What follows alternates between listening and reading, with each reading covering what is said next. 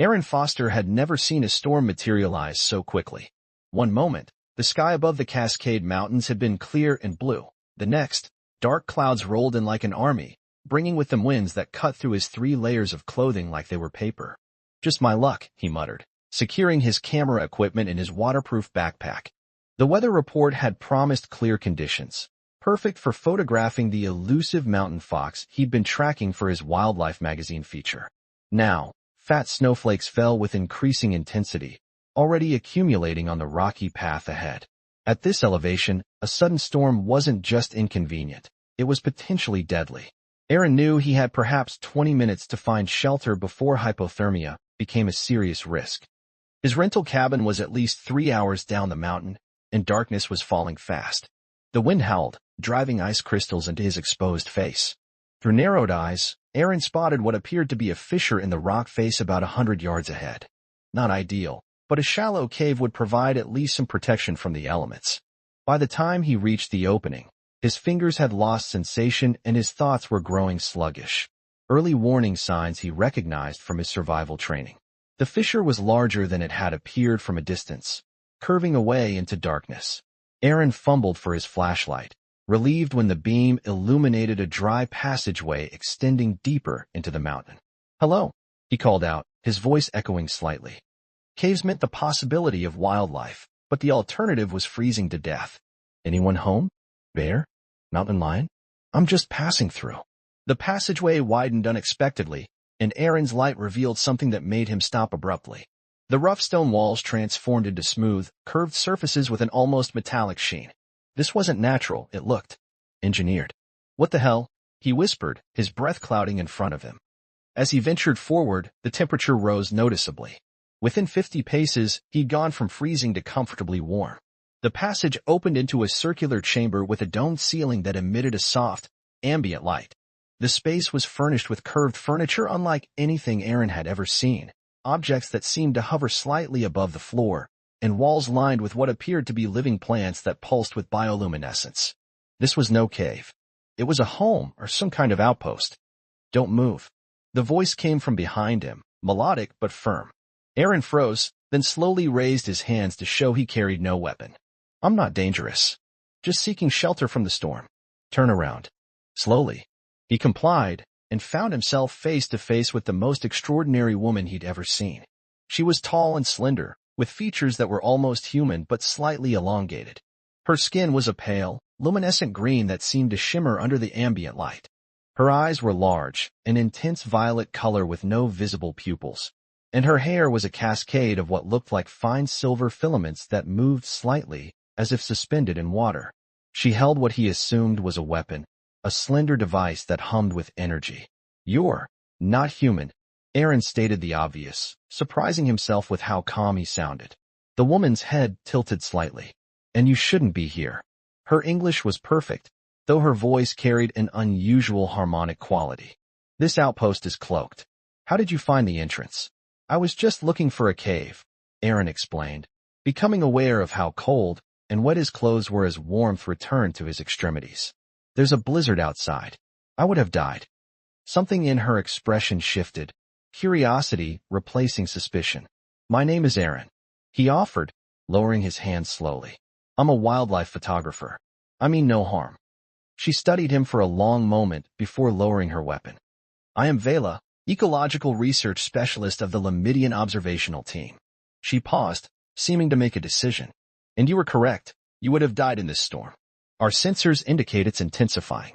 Aaron swayed slightly, the combined effects of hypothermia, shock, and this surreal encounter overwhelming him. Vela moved with unexpected grace, catching him before he collapsed. Her touch was warm, warmer than human skin, and a subtle floral scent surrounded her. "You require medical attention," she said, her violet eyes examining him closely. "And dry clothing. Then we will discuss how to address this unprecedented situation." As consciousness began to slip away, Aaron had the distinct feeling that stumbling into this strange shelter was either the luckiest accident of his life, or the beginning of something that would change him forever. Aaron awoke to the gentle hum of unfamiliar technology. He was lying on what felt like a contoured cloud, perfectly supporting every curve of his body. His wet clothes had been replaced with a lightweight garment that seemed to adjust its temperature to his body's needs. "You've been unconscious for 6 hours," Vela's melodic voice came from across the room. "Your core temperature has stabilized." Aaron sat up slowly, taking in his surroundings. The chamber was different from the entrance area, smaller, more intimate. Living light pulsed from plant-like structures along the walls, and through a transparent section of ceiling, he could see the raging blizzard outside. "You changed my clothes," he noted, feeling surprisingly unembarrassed. Vela approached, her movements fluid and graceful. "Your garments were saturated with frozen water.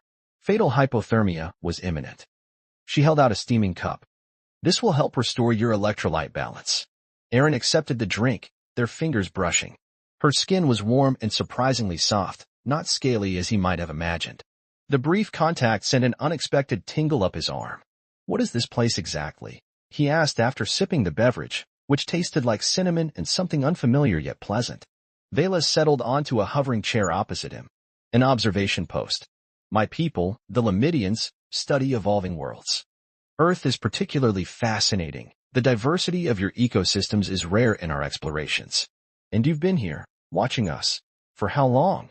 "I personally have been stationed here for 3 Earth years. Our presence on your planet spans centuries." She tilted her head, silver filaments of hair shifting like liquid metal. "We observe only. Non-interference is our primary directive." Aaron laughed softly. "Well, that directive seems compromised now." The corners of Vela's mouth curved upward, almost a smile. "Indeed. You are the first human to enter a Lamidian dwelling. My superiors will be concerned." "Are they here too?" "No. I maintain this outpost alone. The others are stationed elsewhere, monitoring different biomes." Her violet eyes studied him intently. "They will not return for 14 Earth days." The implication hung in the air between them. Aaron would be alone with this alien woman for 2 weeks, unable to leave due to the storm raging outside. "I have questions," he said finally. "Hundreds of them." "As do I," Vela responded, leaning forward slightly. "This is an unprecedented opportunity to learn from each other directly, rather than through observation." Over the next 3 days, as the blizzard continued unabated, they exchanged knowledge. Aaron showed Vela his wildlife photographs, explaining his passion for capturing Earth's natural beauty. She, in turn, revealed aspects of Lamidian culture through projected holographic images, their home world with its 3 moons, crystal cities, and atmospheric gardens. On the 4th day, Aaron discovered Vela in what appeared to be a botanical laboratory, her fingers gently manipulating the genetic structure of a plant. "You're not just observing," he noted. "You're experimenting." She didn't startle at his presence, though her hands paused their intricate work. "We collect samples, study how they might be integrated into our own ecosystems. Your planet's biodiversity is unparalleled."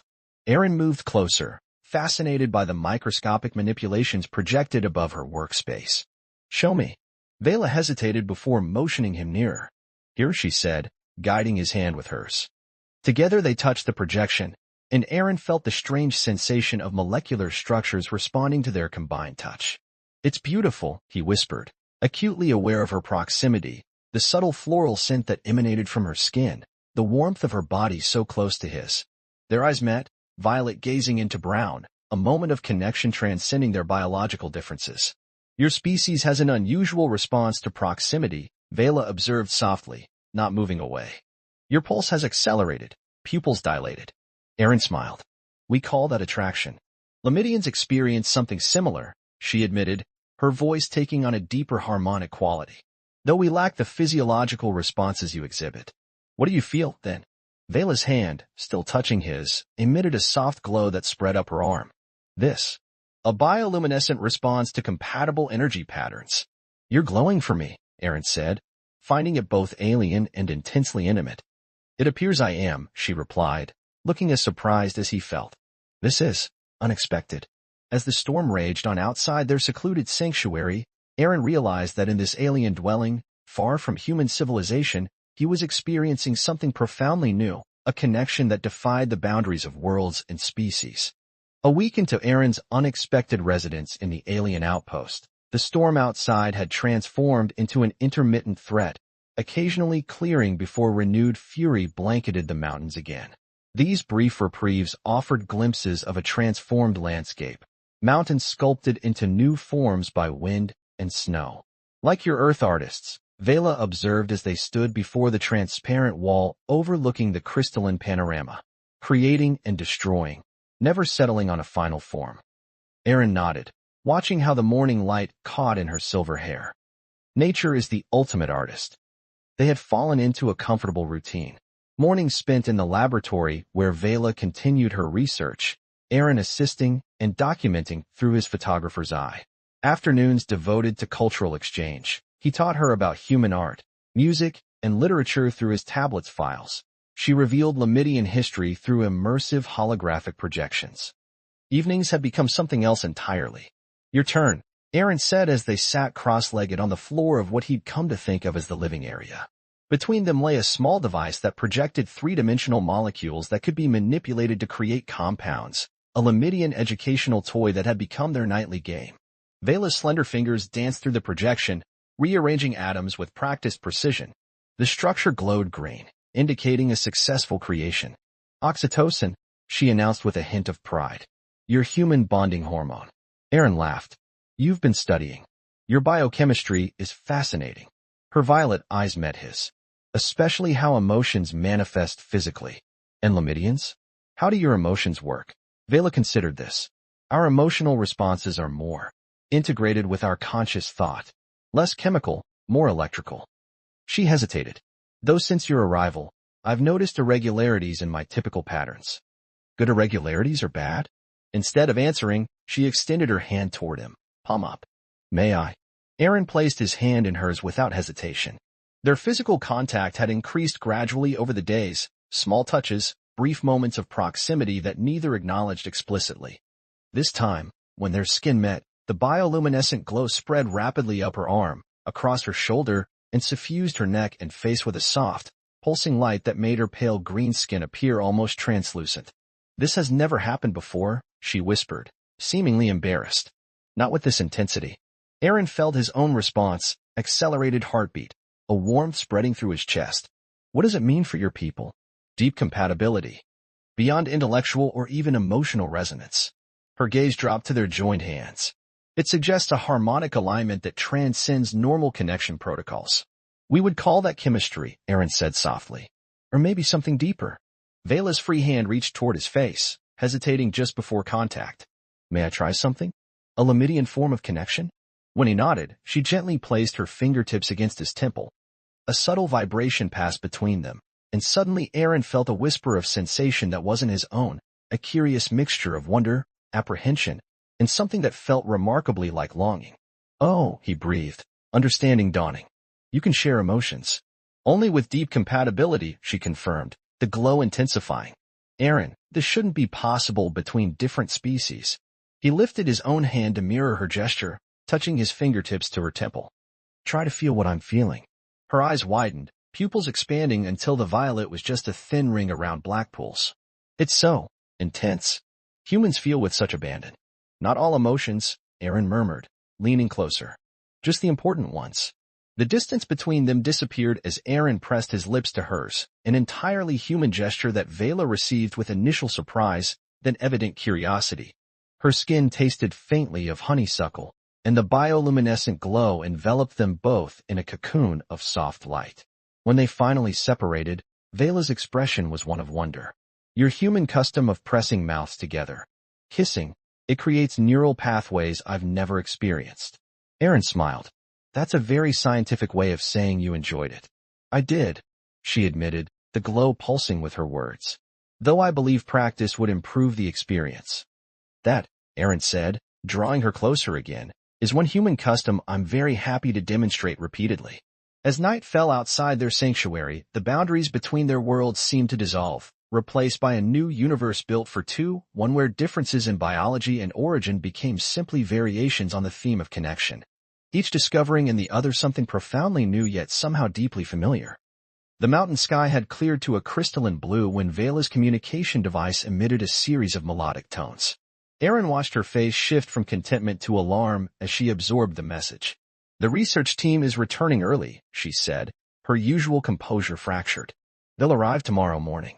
They stood in the observatory dome, where minutes before they had been entwined, watching the sunrise paint the snow-covered peaks in hues of gold and pink. 10 days had passed since Aaron stumbled into Vela's world. Days filled with discovery, both scientific and intimate. I thought we had more time, Aaron said, the implications settling over him like a shadow. What will they do when they find me here? Vela's luminescent glow, which now appeared whenever they were close, dimmed noticeably. Protocol dictates that unauthorized human contact must be remediated. Remediated. The word hung ominously between them. Memory extraction and replacement, she clarified, not meeting his eyes. The process is designed to be harmless. Aaron took her hand, which had become so familiar to him, the texture different from human skin, slightly firmer, warmer. They'll take this from me? From us. I won't allow it, Vela said with sudden fierceness, her glow intensifying. What we've discovered together is too important. That night, they made preparations. Vela disabled the outpost's automated reporting systems and gathered scientific evidence of their compatibility, cellular resonance patterns, harmonic frequencies that synchronized when they touched. The unprecedented neural connections that formed during their moments of deepest intimacy. If I can prove our connection has scientific merit, she explained as her fingers danced across holographic displays, perhaps they'll consider it a discovery rather than a breach. In the early hours before dawn, they lay together in the sleeping chamber, a tangle of human and Lamidian limbs, her bioluminescence bathing them in gentle light. If this doesn't work, Aaron whispered against her neck, if they separate us. They won't, Vela interrupted, pressing her fingertips to his temples in the connection gesture that had become their most intimate ritual. Through the contact, he felt her determination, fierce and unwavering. Aaron returned the touch, trying to convey everything he couldn't articulate, how in less than 2 weeks, his understanding of the universe and his place in it had fundamentally shifted. How finding her had made him feel less alone even as it showed him how vast and strange existence truly was. There's something else, Vela said softly. Something I haven't told you. She guided his hand to the center of her chest, where a faint pulse of light emanated through her skin. This is our life essence, what you might call a soul. When Lamidians form profound connections, our essences develop complementary resonance patterns. Under his palm, the light pulsed in a rhythm that felt oddly familiar. It's synchronized with your heartbeat, she explained. This is rare even among my own kind. It means our connection transcends physical compatibility. In Lamidian terms, we are soul-matched. The revelation hung between them, both beautiful and terrifying in its implications. What does that mean for us? Aaron asked. It means I cannot let them take you from me, Vela said simply. By our oldest laws, soul matching supersedes research protocols. The sound of an approaching craft broke the pre-dawn stillness. Vela stiffened, her glow momentarily intensifying with anxiety. They're early, she breathed, rising swiftly. Aaron dressed quickly in the clothing she had created for him, a blend of earth fashion and Lamidian fabrics that adapted to body temperature. Together they moved to the main chamber just as the entrance portal shimmered, admitting 3 Lamidians. Like Vela, they had pale green skin and silver filament hair, but their eyes varied in color, one with amber, one blue, one a deep emerald. All 3 froze at the sight of Aaron. Ecological specialist Vela, the amber-eyed one said, voice carrying harmonics of authority and shock, explained this breach immediately. Research Director Thalo, Vela addressed him, standing tall. This is Aaron Foster. He sought shelter from a lethal storm and discovered our outpost through no intentional breach of security. The blue-eyed Lamidian moved forward, a device similar to Vela's weapon raised. The human must be processed according to protocol. No, Vela stepped between them, her body beginning to glow with increasing intensity. Aaron Foster is my soul match. I invoke the right of essential harmony. The 3 visitors exchanged glances of disbelief. Impossible, the emerald-eyed one whispered. Cross-species soul matching is theoretical only. Observe, Vela said, taking Aaron's hand. Immediately, her glow intensified, spreading to encompass him as well. She placed his palm over her chest essence, which pulsed visibly in perfect synchronization with his heartbeat. Director Thalo approached cautiously, scanning them with a handheld device. His expression shifted from skepticism to astonishment. The readings confirm it, he said reluctantly. But this changes everything, Vela. A human with knowledge of us, with a connection to one of our own. The council will need to be consulted. Then consult them, Vela said, her fingers interlacing with Aaron's. But he stays with me until they decide. That is our law. The emerald-eyed Lamidian frowned. If the council approves this, what then? He cannot return to human society with knowledge of our existence. Aaron felt Vela's grip tighten, sensed through their connection the weight of what hung in the balance. Then we must convince them, she said with quiet determination, that perhaps it's time for that to change. 3 days had passed since the arrival of the research team. Aaron and Vela remained in a state of protected limbo while the Lamidian Council deliberated their unprecedented situation. They were neither prisoners nor free, confined to the outpost, while Director Thalo maintained constant communication with their homeworld. What does your instinct tell you? Aaron asked as they stood on the observation platform, watching the sunset paint the snow-covered mountains in amber and rose.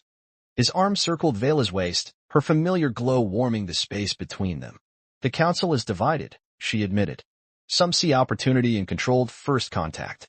Others fear the consequences of revealing ourselves to humanity. Aaron's hand found the pulse point at her neck, where her life essence glowed strongest. And us? What about our connection? That is the one point in our favor. Soul matching is sacred, even with its unprecedented nature in our case. She turned to face him, her violet eyes reflecting the dying light. But there are still only 2 possible outcomes. Either you join me in my world, or I return to mine, memory wiped, never knowing you existed, Aaron finished. The thought created a physical ache in his chest. The communication panel chimed, interrupting their moment. Director Thalo's voice emerged, harmonics betraying his tension. The council has reached a decision. Both of you are summoned. In the main chamber, the 3 Lamidian researchers had arranged themselves in a semicircle. At the center, a large holographic projection showed 9 elder Lamidians seated in what appeared to be a crystalline chamber flooded with light.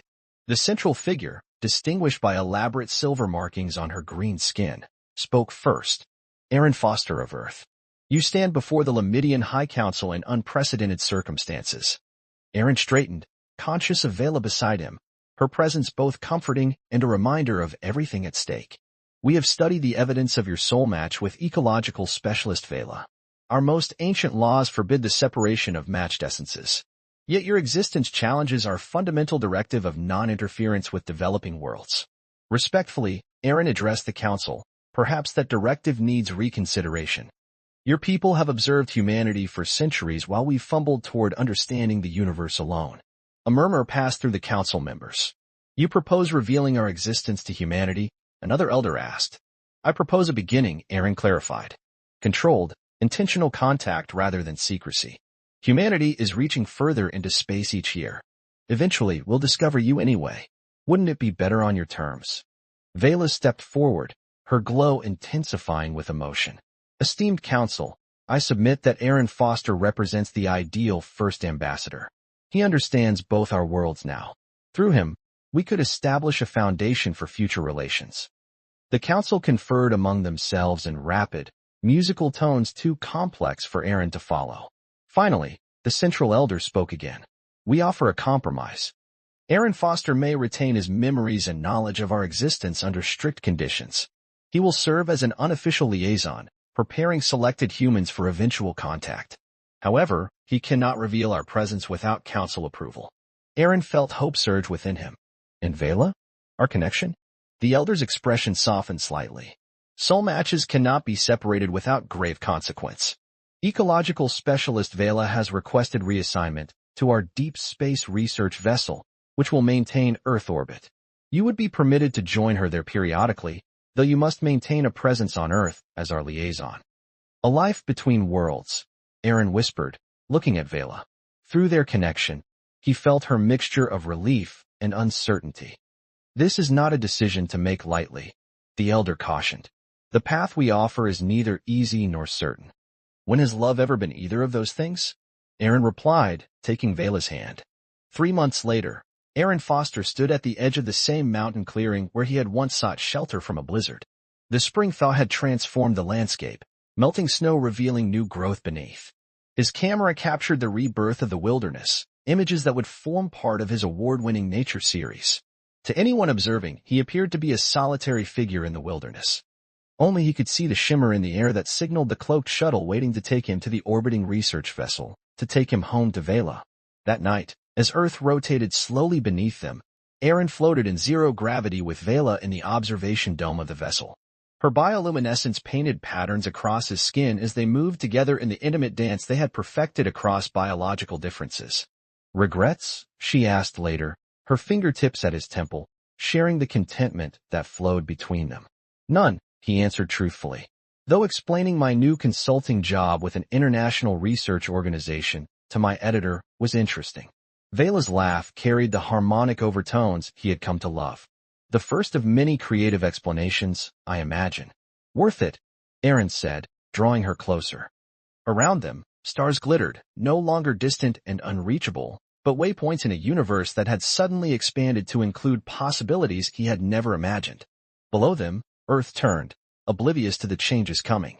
Above them, the vast expanse of space promised adventures yet to come.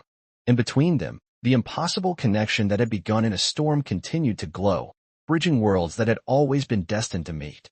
As dawn broke over the continent below, painting Earth in golden light, Aaron knew with certainty that he had found his true home, not in a place, but in the space between heartbeat and life essence. In the connection that had begun when a lost human had stumbled into an alien dwelling, seeking only shelter from the cold and finding instead a love that transcended the stars.